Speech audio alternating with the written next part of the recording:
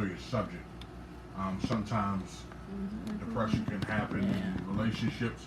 It can happen just in your everyday life, and it's not an easy situation to deal with because depression comes in all sorts of ways.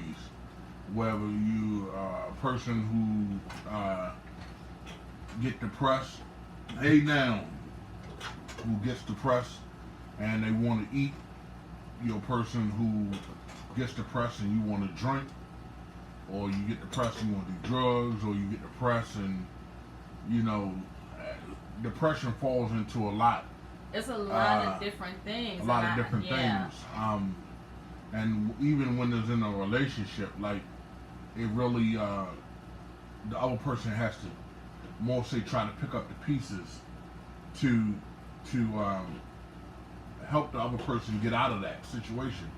Because depending on how deep you in, it could take a while. It ain't just like a overnight thing, you know.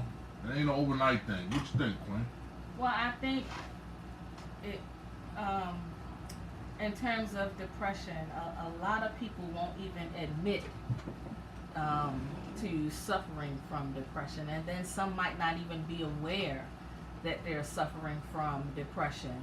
I take somebody like Robin Williams. Right.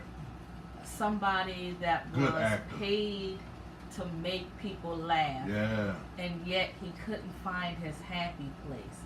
I can't even imagine what that feels like. You go out, you know, you're a comedian, and so you make millions of people laugh, and yet you can't get yourself to that happy place because of all of the turmoil you have within.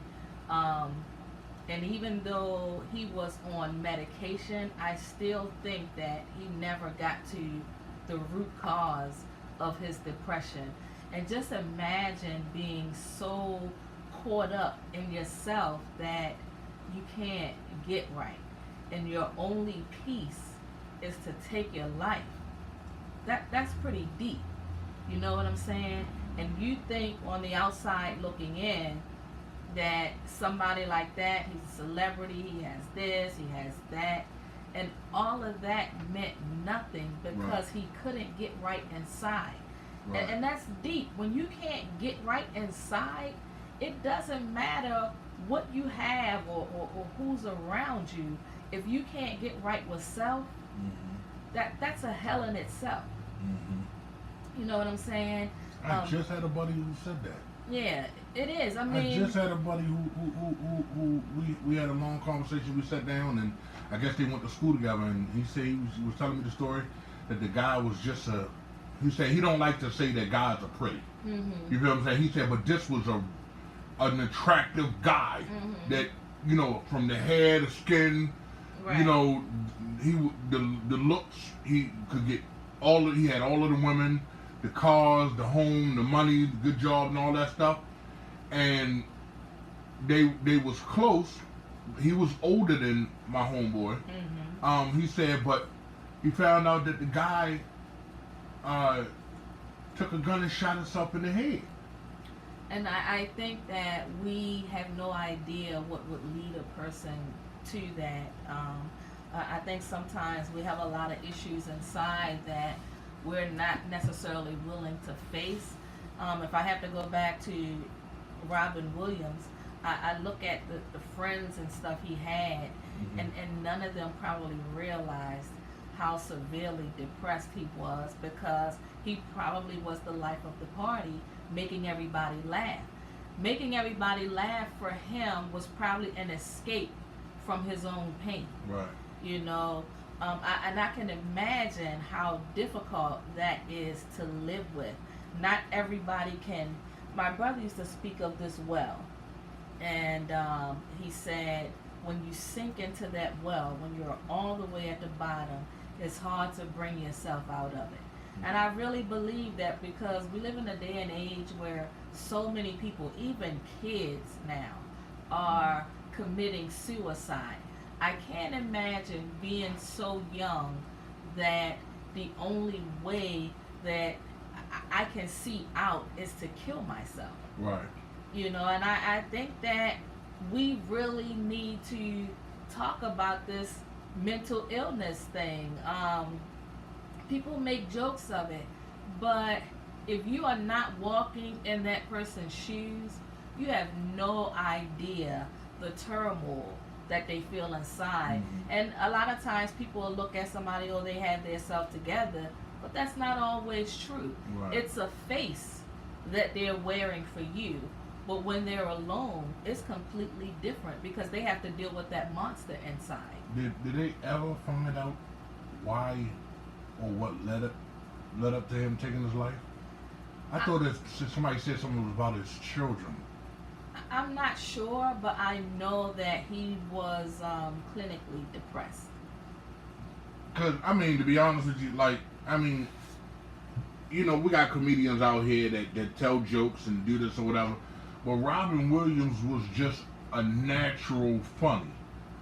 You know what I'm saying? He's a natural funny. Like he made me laugh. I anything that he was in, you know, I saw that it was just, I found to want to watch. Yeah, and you know what I'm but saying? Think about the pressure of that. You know, you're a comedian. Every time you're in a room with a group of people, they're automatically expecting you to be funny. Right. When do you get to shut it off? Right. You know, I am a big fan of Parliament, Funkadelic, George Clinton, the whole entourage, right? But here's the thing that's interesting, and Bootsy said this. He said after a while, it got to be too much. You can't walk down the street without being recognized. And for some people, I think that's too much. But he said, when was it time for him to be him and not this Bootsy character? Imagine that.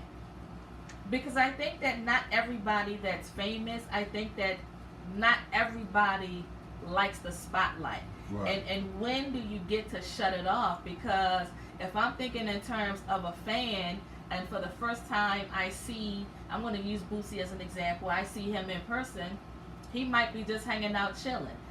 I'm probably never going to get this opportunity again, and I kind of sort of want an autograph. Mm-hmm. So for them, when do you get to shut it off? Because you can't be rude to people because people put you where you are. You know what I'm saying? Yeah. It's a tight rope. Like Cardi B. Yeah, well, I'm just saying. I mean, but you know, well, let me ask this question. See, this is what I believe. I believe automatically that when you choose that lifestyle, mm-hmm. you got to know what's coming. Well, I'm not You know saying what I'm that saying? they didn't know what's coming. Right. What I'm saying is they are, okay, they're in the spotlight. But Right. at the same time, they are entitled to some sort of a personal life. Well, You understand? yeah, You I pick and agree. choose. I understand that part.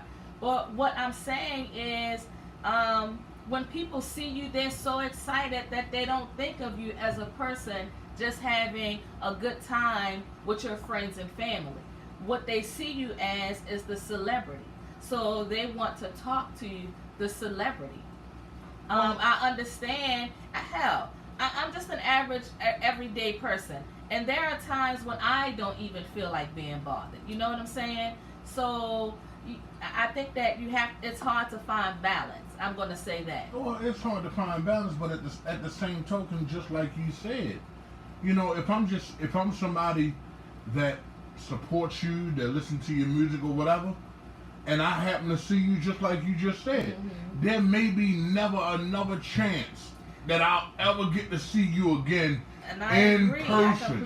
I completely You know what I'm agree saying? Now, with it ain't that. like that I want to bum rush you, but just to say hello and just to get a picture and, you know, or in an autograph, that's all. You know, usually a person who is just a fan but not there's a difference between a fan and a fiend. Okay? So if you're just a regular fan, that's all you want. You ain't Right. looking for nothing, you know. But when you're a fiend, you gotta jump all on them and all that crazy mess. That's where I can understand they getting stressed out, that part. You know what I'm saying? Yeah, because it's like you can't I would love it. go out and See me every day. That's because you're not in it right now. You know, I think right now, like everything, I think that sometimes you're human. So there are some times when you just be like, fuck it, I don't feel like being bothered. True. You understand what True. I'm saying? I can wake up on, I'm not going to say the wrong side of the bed. It's just that sometimes that other personality just be like, I ain't with this shit today. You understand? So my point being, when you're in the spotlight like that, there is no in between. It's like, I think it's hard for a lot of people to find balance. When I think of Kate Spade, I don't know what she was going through. You understand? She's a top designer, you know, and still something in her was broken to make her take her life. I think we don't think about that because we look at it one way. We look at it like they're celebrities, they have everything, but do they? Well, you know, just like I told my buddy when he was talking about his friend. You know, you can have money, cars, friends, fame, fortune. You can have it all. But if you just don't have that inner peace and that inner self, just like you said, the happy place, the place where you go to woosah, you know, and you know, it's just like it could seem like walls caving in on you, where you could just literally look around and see it and feel it. You know what I'm saying? Yeah, and for people on the outside looking, assuming that you have everything, you don't have anybody to talk to because everybody's looking at you like, you got all of this. Yeah, but it's not enough. But you have to have You gotta have a support system. Yeah, exactly. You gotta have a support system, someone that's in your corner that knows how, that first of all won't change when you get money. You know what I'm saying? Because naturally, you know, if you're in money, you know, your close support system is going to be in money because you want them close to you. So, but they shouldn't change. But you want that support system that when it looks like you're getting too far out there, they know how to snap you back and bring you back. Right, but you know what I'm saying? Isn't it being delusional to say that when you have money, you wouldn't change? I think that's the biggest illusion of all, to say that. If you believe that you won't change, you're delusional. Because at some point, you have to change some things because of your status. You know, are you going to, I'm going to use myself as an example. I'm from East Baltimore. So am I going to go hang out in East Baltimore every fucking day just to prove that I haven't changed? Hell no. Because then I increase the opportunity to get robbed. You understand what I'm saying? So to say that you're not going to change, you will change to some degree. Right. Your habits will definitely have to change. Exactly. You know, but change to the point to where perhaps you feel uppity. No, I'm not talking about that kind of change. I'm saying change in terms of always protecting yourself and your environment. Right. I think sometimes, you know, when I think of celebrities, they might not always have that common ground, that place where they can just be themselves, because everybody got their hand out. Everybody's expecting something, you know, and I think that you'd have to make some kind of changes. And believe it or not, that was part of the situation as far as Gerald Levert.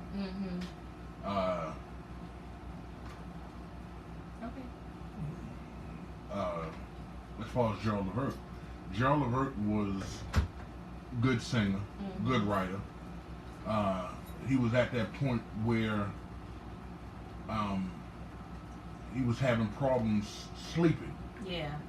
So he was put on some medication, and the medication wouldn't put him to sleep like he wanted to.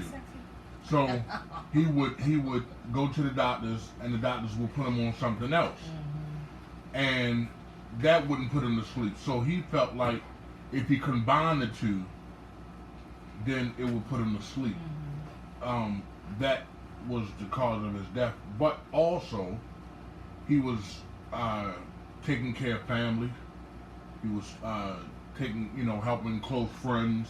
Bill-wise. Bailing them out and stuff like that. And that's what I mean. You would have to change to some degree because everybody's going to have their hand out. Right. I ain't got nothing. And they feel a lot of times like they're entitled to it because you have it.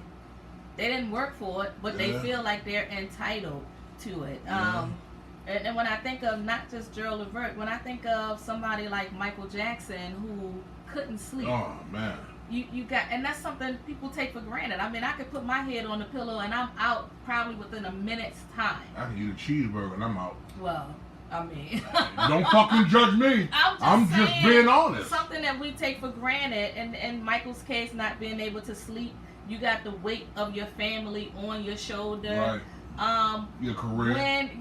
When does it stop? I think that's kind of a tough position to be in because you rarely know if somebody is with you just because, or eventually are they going to ask for something. Right. I think that's a very tough position to be in, and in order to get peace, you have to have your sleep induced by medicine. That's deep. To stop thinking, to shut your mind down, it has to be by medication. And then it starts to feel, really good. You like that feeling, so you want more because you want more of that peace, because that's probably the only time that you have it is when you're sleeping. They should have had what Dave Chappelle say, I can't sleep. We had ribs in a bucket, in like a big medicine bucket, and he took the cotton out. And so what, the ribs gonna knock you to sleep? The ribs gives the itis. Well, let me tell you, in terms of the itis, I can have a bag of potato chips and instantly get sleepy. So and you laugh when I said a cheeseburger? Well, because that's heavy. I mean, that's real heavy. I'm saying potato chips. Potato chips is light. It's light. That's what I'm saying. You want a cheeseburger. If I had a cheeseburger, I'd probably be unconscious. I mean, now at this point, I love to eat. But I notice the older I get, I can't be full because then I begin to feel nauseous. Yeah. And I'm like, when the hell did that change? So I have to be mindful. My portions are smaller now because I don't like that nauseous feeling. I feel you. Yeah. What you got to say? We're talking about depression and, Kate Spade killed herself. But I use Robin Williams as an example because somebody who had the ability to make millions laugh still couldn't find his happy place. Yeah, that's deep because I think the people that was closest to her, every one of them, had no idea. Right, and that's what we was just saying. Because people looking at it like, you have everything. What are you depressed about? Exactly. So you can't talk to anybody. And you never know what demons people are. Exactly. And a lot of times I think it comes down to not even facing those demons. It baffles me because, these are people that work so hard. These are self-made people. Right, They didn't inherit money. Right. They work hard to get to where they are, to a certain status, and then, but you can see the warning sign, especially with Anthony Bourdain. Yeah. He said that you can see that revealed in some of his interviews. That's what, exactly. And I think sometimes when they do these interviews, I think if you listen, sometimes they're crying out. But I think we're so caught up in the celebrity that we don't see it. And that's me personally, and this is a personal choice for me. I'm trying not to be famous and successful, like to that level, because it's too much of a burden. So, it's a burden, so I refuse to be famous. Yeah. So, but really, sometimes you leave me speechless. Well, damn. Because first of all, when he says stuff, he has this innocent look on his face, and I'm sitting here like, he's lying. Hey. And then he'll glance over, like, now if you believe that shit, let me tell you something Yeah, I got else. some more for you. Yeah, exactly. Probably in his mind, he probably saying, she got that she was fed that new bullshit, boys. We need another stack. She gonna eat this one too. No, I'm used to him with that, because he'll say something and be serious, and then I have to watch his facial expression, because then I'm like, he's bullshitting. Yeah. But you start off with the start off with the head nod though, you know. He's trying hard, right? He's trying hard not to be famous. Yeah. It's too much of a burden. I think, you know, when you think about it, I think that not everybody is ready for that monster called fame. And if you don't have a strong support system, I think it makes it even more difficult to handle. And then I wonder how much ego plays a role once you get to a certain level. Do you begin to think you're above the law, you're above everything because you have reached the pinnacle of your success, in a sense? I think that you would definitely have to have some things in place to maintain balance. But did they say what was going on with Kate Spade? I didn't hear anything about what was going on with her, and that they've kind of been quiet about.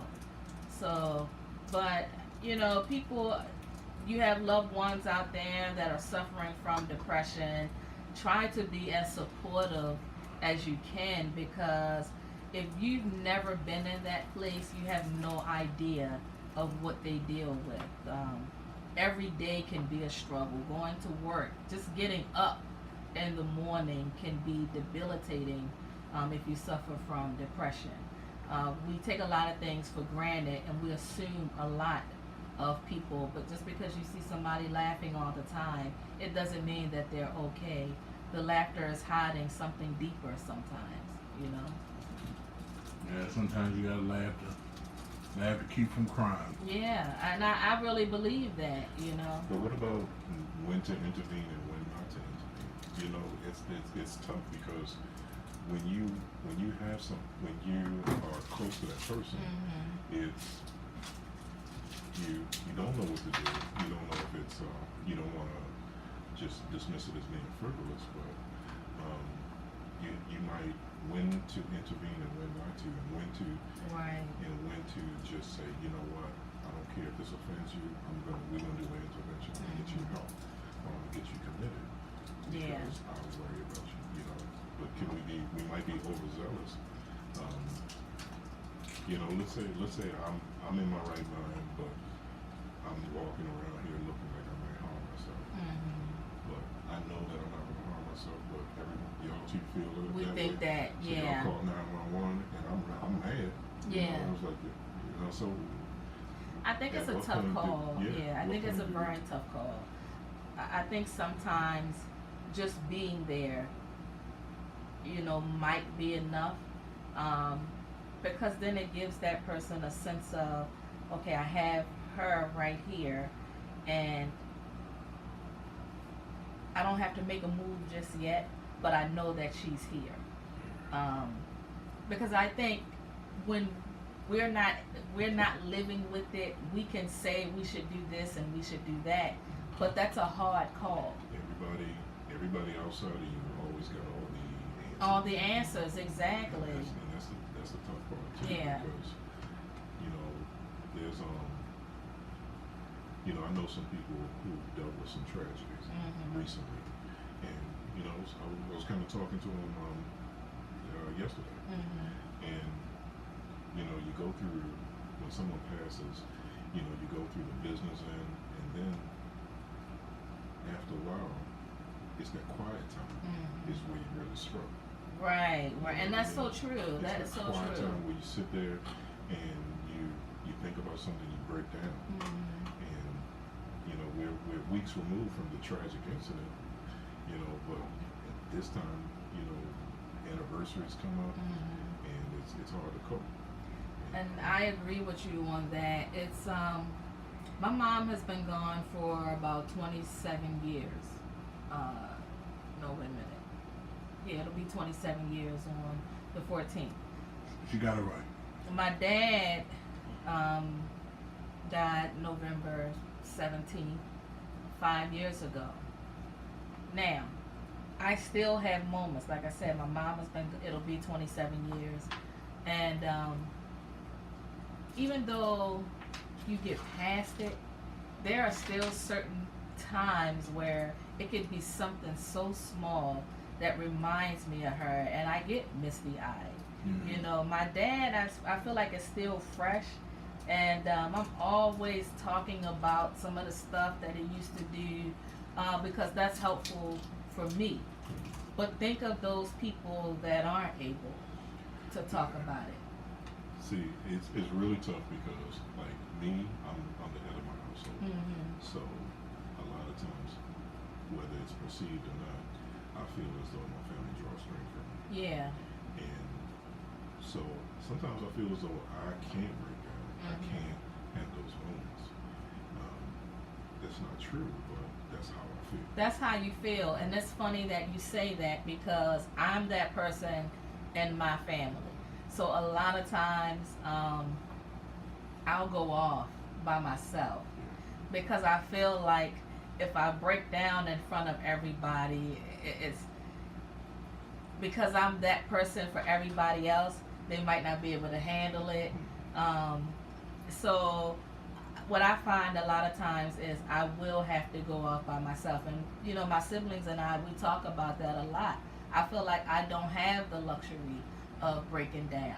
But then I think sometimes that's ego too. Yeah. Because we like being that person, but at the same time we tell ourselves, oh, I have to be strong for everybody else. But the damage that we do to ourselves could be big. Yeah. It can either way. Yeah. Well, I just want to let you know, brother. You know, when you feel like I know. First of all, I'm trying to be serious, but your facial expression. I can't with you right now. When he need love. You know what I'm saying? When you feel like you get to that point, you just don't know what to do. When you call me, I would drive to your house. Are you gonna look like that? Bring me a cheeseburger. I won't look like this. Probably like this.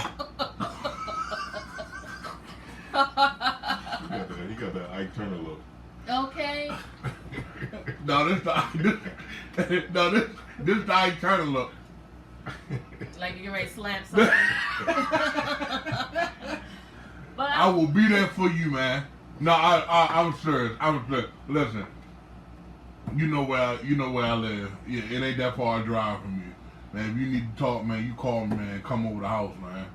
Get it all out, brother. You feel what I'm saying? I appreciate it. Because when you are in the position you in, you feel what I'm saying? It's kind of hard to go to someone that is going to, one, take you seriously, two, going to understand, and three, going to give you that concrete, for sure, nitty gritty advice. yeah. I'm going to be that guy. Let me tell you this short story. Last summer, me and my dad took a road trip, and I was kind of, it was no, not last summer. It was New Year's Eve, and we had a chance to kind of talk, right? And I was kind of telling him all the stuff that I was going through and what made me do this and what made me do that within the recent months. And he was like, "Man, you felt that way?" I said, "Yeah." I said, Wow. He said, "You always seem like you got it all you always seem like you got it together." I said, "Yeah." I said, I couldn't sleep. This was happening and this was happening. Yeah.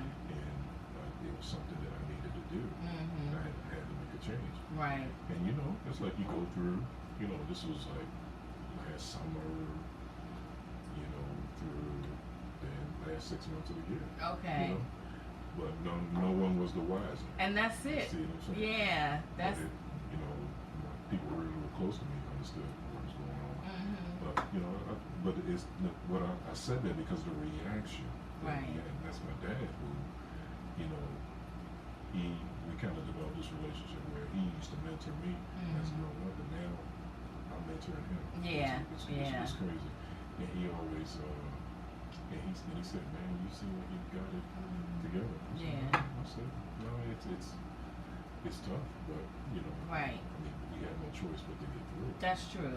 You know, because again, I have kids, and I have a little boy that watches me every day. Like when they had the floods in Ellicott City, I was out of town. Yeah. Right? And my son, I was on the Eastern Shore when it was happening, and my son was like, when he heard that the storm was going to the Eastern Shore where I was, he immediately stopped and prayed. Right.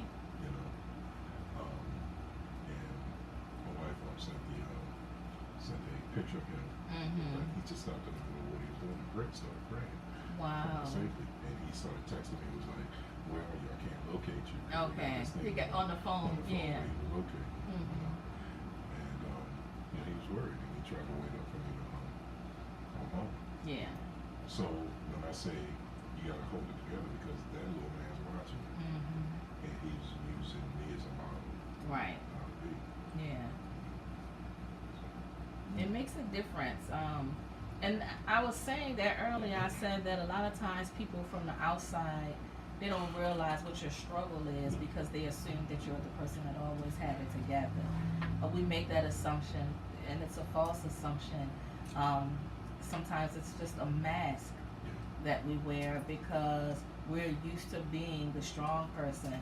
I remember when my dad died, we were going through so much stuff with my stepmother.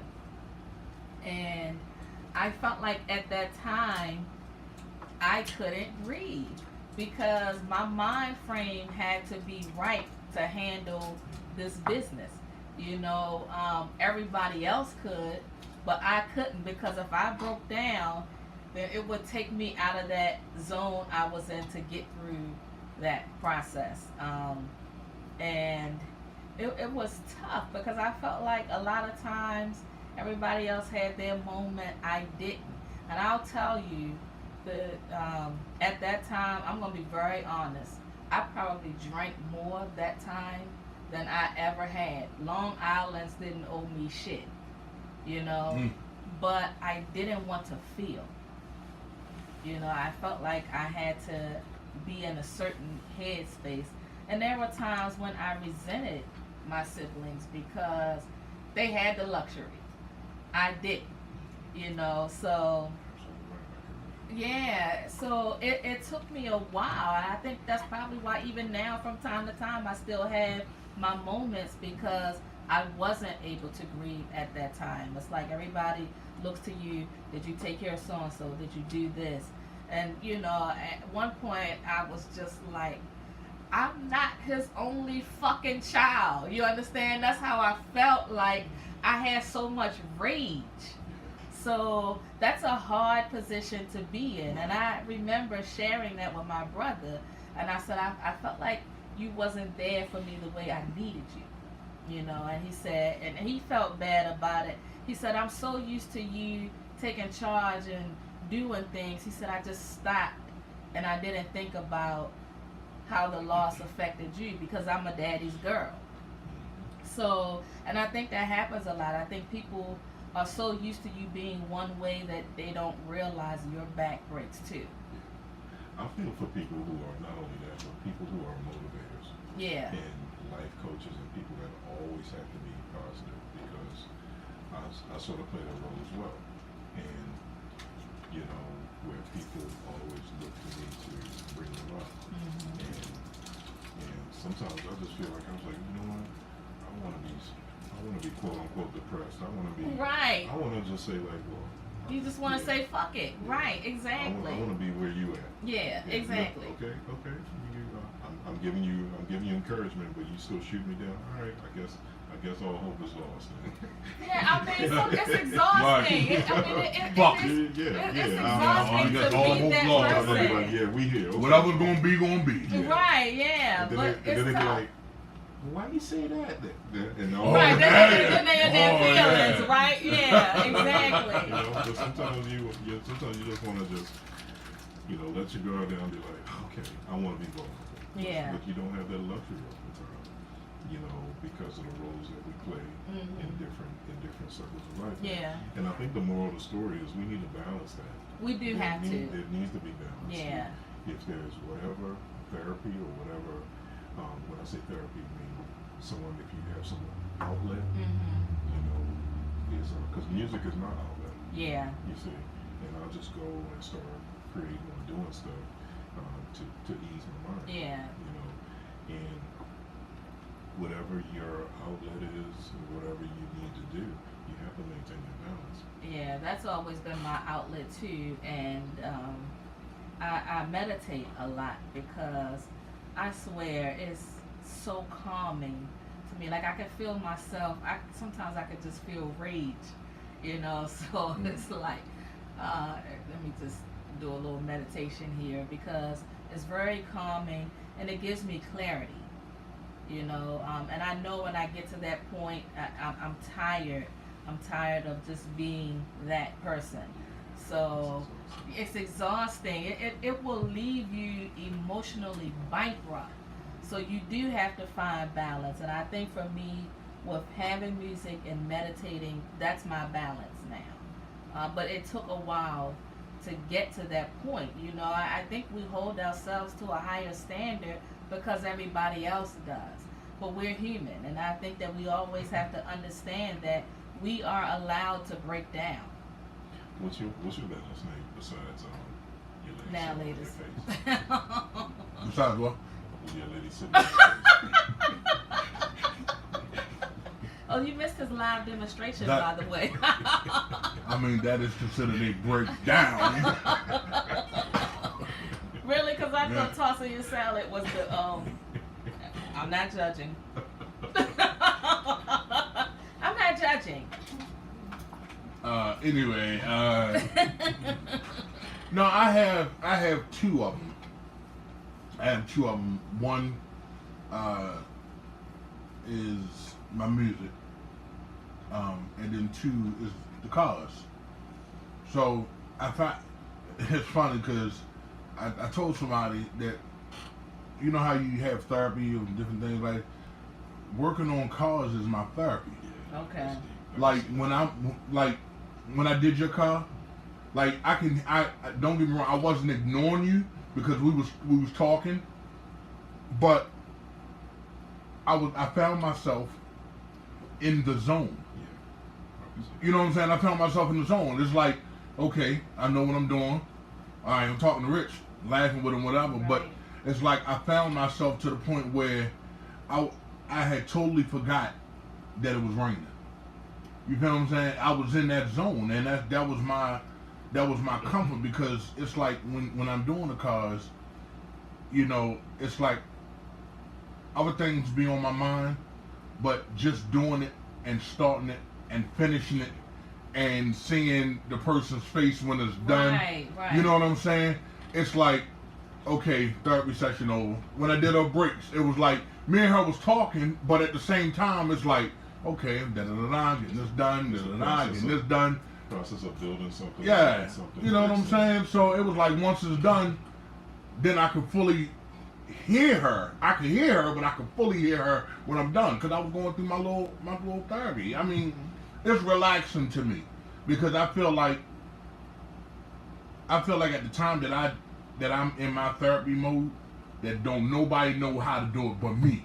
Right. Okay. You know what I'm saying?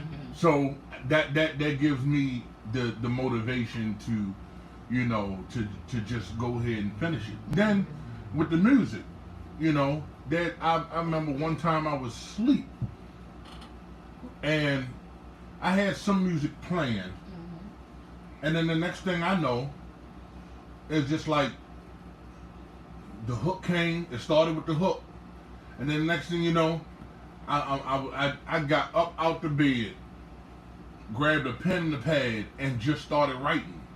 It's about 3 in the morning. You know what I'm saying? So, like, that's therapy for me. You know what I'm saying? Now I'm actually getting ready to get back on my therapy with that music. You know what I'm saying? Because it's like now I got my outlets now of to be able to do things, and now the money is falling like it's supposed to be. Now I can start doing what I need to do to go ahead and finish this. You know what I'm saying? I mean, I'm waiting for the you know, Dr. Love and Tobago collabo. Tobago, come on, man. Well, You say Tobago, I say Tobago. I mean, I'm just saying.